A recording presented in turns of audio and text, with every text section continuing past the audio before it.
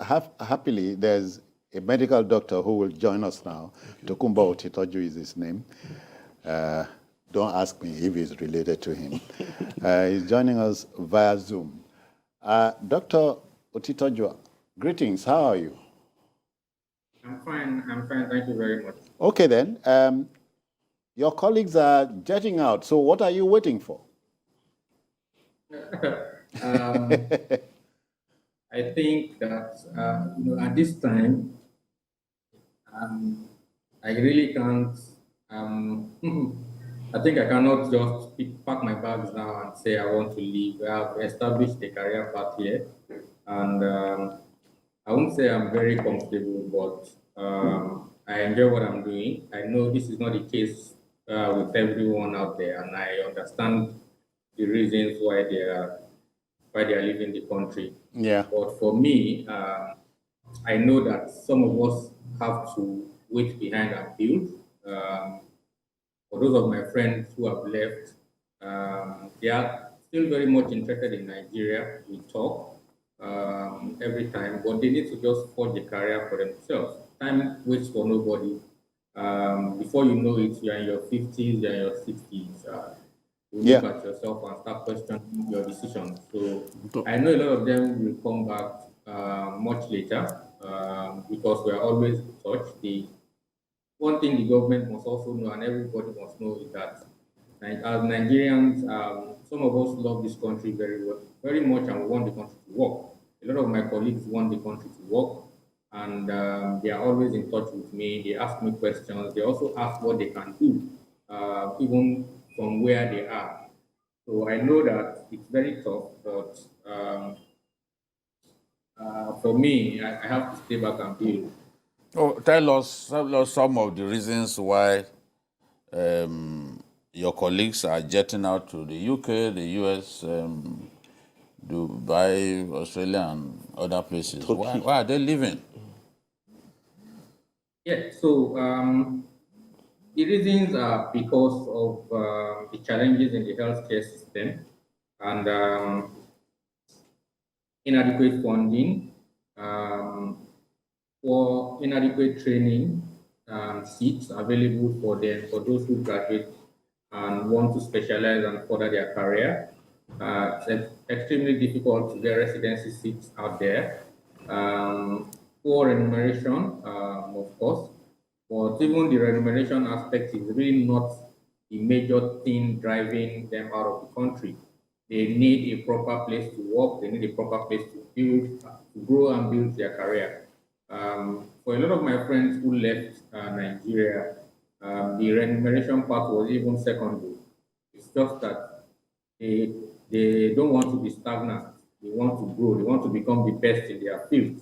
And you cannot be the best in your field, in your area of expertise, if you cannot train, adequately, especially in hospitals where you have the latest technology, you have the latest advancements, research and development. I mean, the knowledge base that is required. So that's what is driving a lot of them.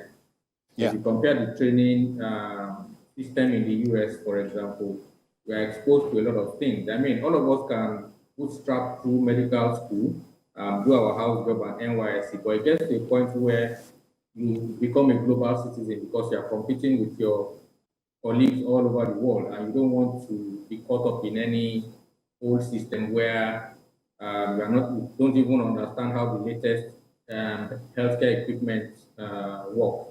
So, for them, they want to be exposed to that world that will make them the best in their chosen area of expertise. Yeah, Tokubo, but as we sit here, it's the political season, and the politicians are listening to you. What do you say to them in this regard? So it's more of a policy thing. We have to be clear on the type of system that we want to run. Nigeria is poor in terms of revenue. I always say that, but we have lots of resources, human, natural resources, and everything that we need to develop this country. We also need to understand that healthcare is very expensive. It's not cheap in any part of the world. you have the NHIS with about 153 billion pounds in healthcare budget, and the NHS is still struggling. They have backlogs of appointments to meet. They are scouting for doctors all over the world. But Nigeria rarely budgets above $2 billion, for example, for healthcare. Australia has about 30 million citizens.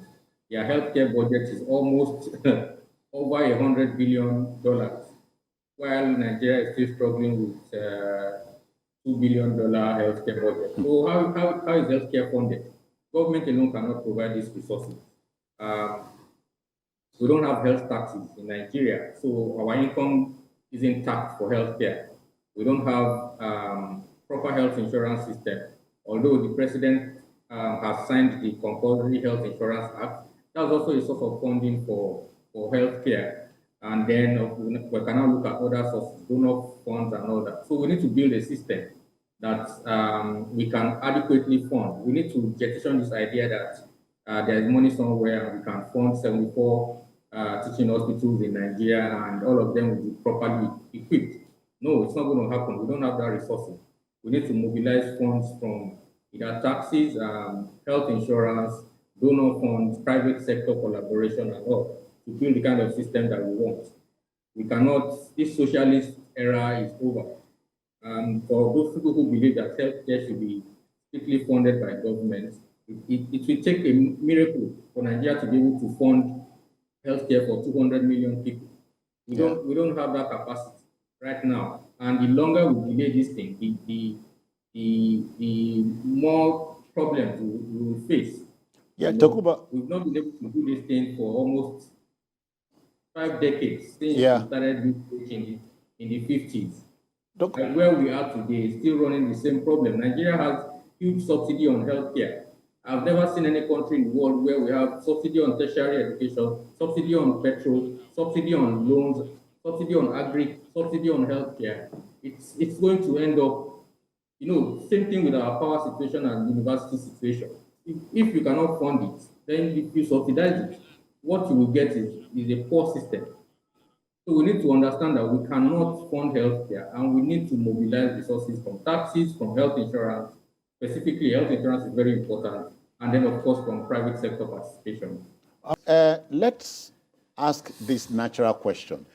Are we fighting a lost battle? Is it too late to redress the situation?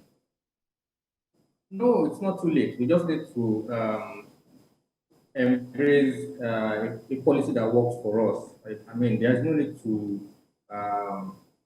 go the populist route of trying to sound or behave like a government that wants to be popular at all costs. There are some things that at this point Nigeria cannot afford. The government cannot afford to provide quality healthcare services because the resources are not there. We need to find a way to ensure that health insurance works. We need to find a way to increase taxes. Thank you, Dr. Otitoju. I must stop you here. Time is tight. Okay. Time is tight. But many thanks for your time.